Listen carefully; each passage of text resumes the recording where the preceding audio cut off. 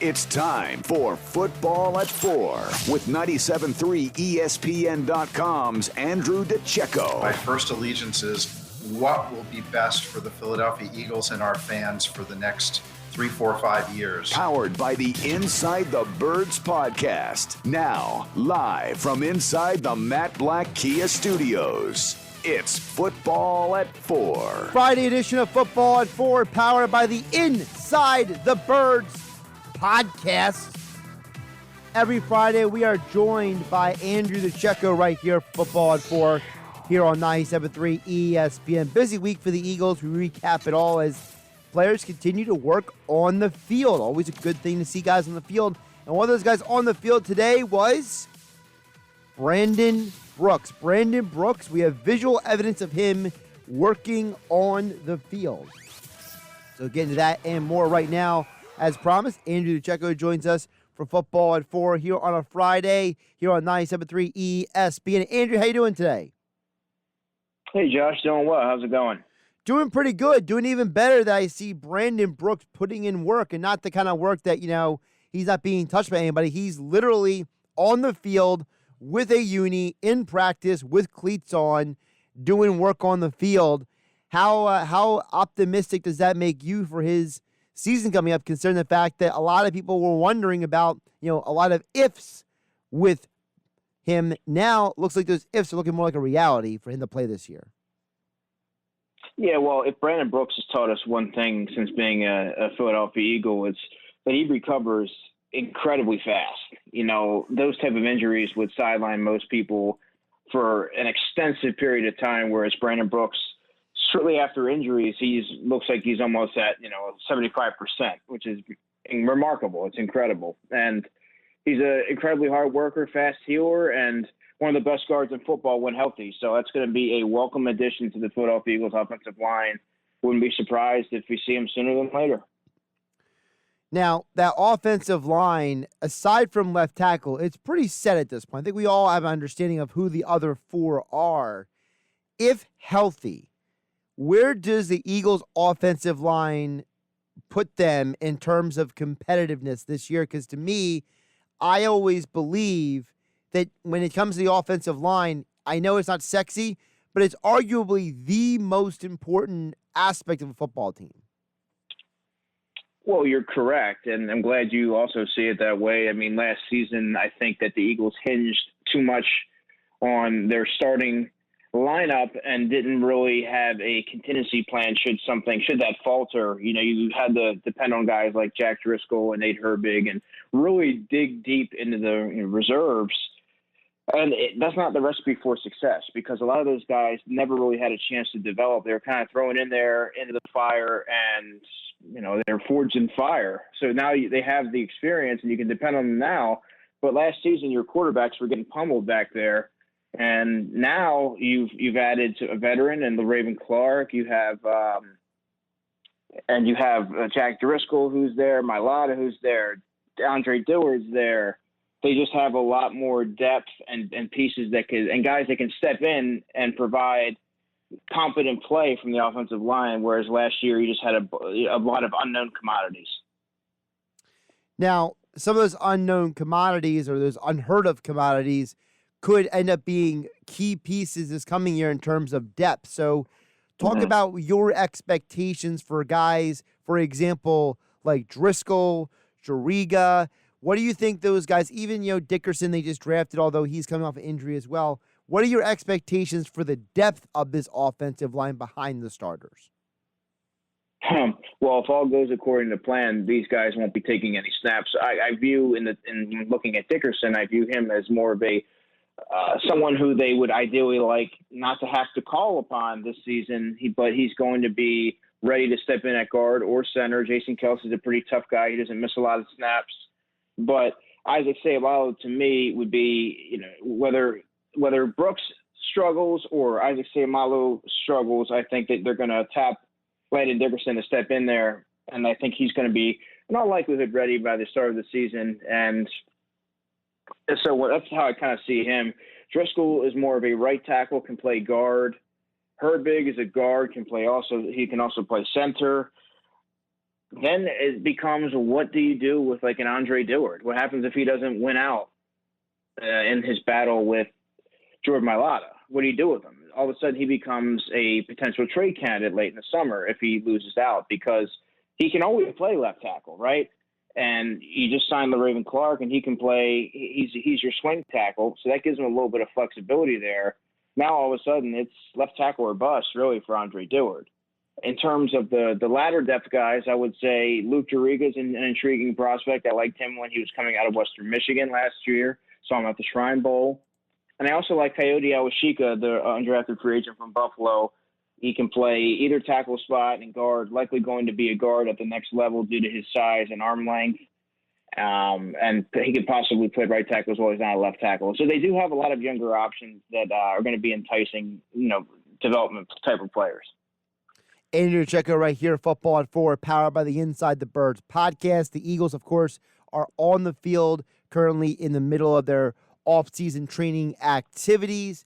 Of course, that is thanks to Nick Sirianni working with the players saying, hey, what can I do to get you guys in the building? Because, Andrew, a month ago, the Eagles were one of the teams that announced to the NFLPA, we're not showing up for mandatory camps, etc.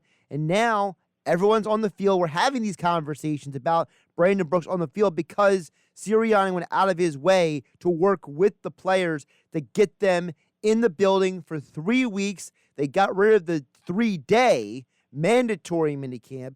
So what are your thoughts on Sirianni finding a way to get the players in the building for 3 weeks?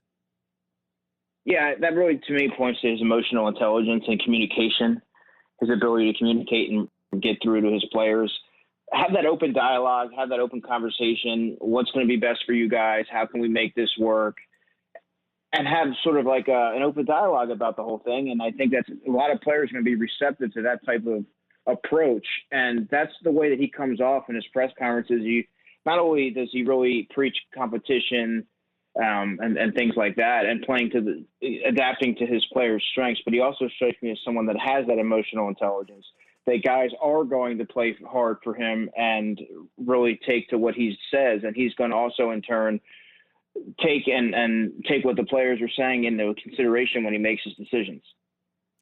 Now, we know Peterson did that on some level, Doug Peterson, previously when he had the Players' Council and everything. Mm-hmm. But it seems like Sirianni is kind of, the next step in that evolution. You mentioned emotional intelligence. That's what Jeffrey Lurie said back in 2016 when he kicked Chip Kelly out of here. So it seems like Sirianni, even though he never played in the NFL, he seems to have an understanding of the NFL player and just as much, if not better, than Doug Peterson did. Yeah, most definitely. And like you said, Doug Peterson, that was his calling card early on, but sometimes that message gets stale. If you're not winning or if there's other underlying issues there, that can't necessarily make up for that. So now you have a fresh start. You have a young coach. He's able to relate to younger players, but also adapt to some of the veterans. And I think that his attitude, his energy and ideas, and just his overall knack for catering to players' strengths instead of trying to have them fit what he wants to do as far as scheme-wise, I think that's going to really resonate with a lot of players, and you're starting to see that early on. Now, one of those people who was impressed with him, as we heard on the Inside the Birds podcasting network this week, was Jason Avant. He was at Eagles camp this week. He gave a rave review. We're getting more and more of these people who are speaking highly of Nick Sirianni, and it seems like this is another example, Andrew, of coach has press conference, people read too much into it, he gets on the field, and you find out he's a football coach before he is a public speaker. Exactly. And Doug Peterson and Charlie Manuel, looking at the Phillies, they're two prime examples of that. The games aren't won at the podium. Okay, they're won on the football field, the X's and O's, the things that we don't necessarily see throughout the week. You can't always take away from these press conferences the coaches' football acumen and things of that nature. The only way you can tell is seeing the product on the field, seeing the progress, seeing the development from players, and the response that the coaching staff is getting from those players, and that ultimately determines whether or not they're a good coach, not how they speak, as you said, not their ability to be a public speaker. So I think that was a little bit overblown early on. He was a little quirky, a little nervous. He's never done this before in his press conferences, but I think that people need to give him a chance, see what he can do, and start to see what the team looks like under his tutelage, under his guidance. Now, one guy who did make some noise this week because of his speaking was the defensive coordinator, Jonathan Gannon, and he had some interesting things to say, Andrew. I want to get your points on this. He said he doesn't really have a scheme. He believes that you got to customize the defense based on the players. And if we're to believe him, it sounds like that he is less interested in being a specific kind of defense than basically putting the players in a position to be successful. Yeah, and I think there's also a little bit of gamesmanship there. Why tip your hand? Why make it? Why come right out and say what you're going to do? You always just want to, from a competitive standpoint, you're just going to say, we're kind of just going to see how it goes. But that is, whereas Jim Schwartz was the total opposite. He wanted players to fit what he wanted to do, whether they did or not. Now you have a roster full of players that he can kind of look at and assess and say, okay, this person is good here. This person is going to be good in this coverage, whatever. And now you sort of cater to their strengths, and the defense is going to be much better for it. I mean, if we were to base what he would be like just based off of public speaking and at the podium, he would be a head coach in probably 3 years. Now, we need to see it translate onto the football field, of course, but in the early goings, Jonathan Gannon's very impressive. He's probably the coach of all the new hires that's really impressed me the most. Well, also, he sounds like a Philadelphia coach because he says he looks for players to have a high motor and be smart and be intense and be aggressive. He had the acronym HITS: hustle, intensity, takeaway, smarts. I mean, I feel like I'm more so listening to like a little Jim Johnson and Buddy Ryan than I am Jonathan Gannon. It's almost like he's channeling a little bit of old school Philly defensive coaches here. Yeah, I kind of got that vibe too. Someone that's going to preach physicality, toughness, football smart, like just being situationally aware and just getting back to those old knock them down, drag them out type of defenses like you mentioned with Buddy Ryan and Jim Johnson. And I really do think he's going to endear himself to Philadelphia fans and very early on, and he's going to start to be a hot candidate if he's able to get something and resurrect this defense and make them, formidable. His name's going to be in the head coaching conversation within the next couple of years if all goes according to plan. Now, it also looks like that he was influential in getting Ryan Kerrigan here. Does that tell you anything about his plans defensively? Yeah, well, I mean, first of all, I think that the lack of depth at the defensive end spot was enticing for someone like Ryan Kerrigan, who at this stage of his career, likely he wants to see the field. He knows that he still has some stuff left. And I also think that maybe Jonathan Gannon has an idea for how to best utilize him at this stage of his career, possibly in a hybrid role or things like that. And I'm sure that these conversations take place because he had other offers. So you have to look at playing time probably factored in and how he was going to be utilized. And we talked about this coaching staff catering and playing to players' strengths.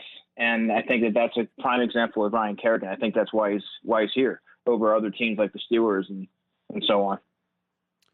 When you think about this defense as well, obviously the big hole is still at cornerback. But aside from cornerback, what other areas are you focusing on as we get, start preparing mentally for the upcoming training camp and regular season in a couple months?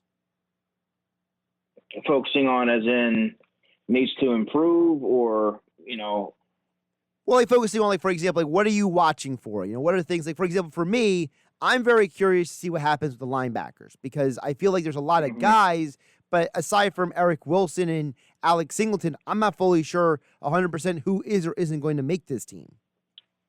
Yeah, linebackers is a spot. You said they have a lot of names, but there's not a lot of names that jump out on paper as being, NFL caliber linebackers. There's a lot of 5 and 6s on the roster. And what I mean by that is there's special teams guys, maybe sub-package defenders. There's not a lot of guys outside of, Eric Wilson and Alex Singleton to an extent that really jumps out on paper as far as guys you can count on that are going to give you a lot of quality snaps this season. Davion Taylor, obviously they have a lot of big plans for. He's a third-round pick last season, but he still has a long way to go.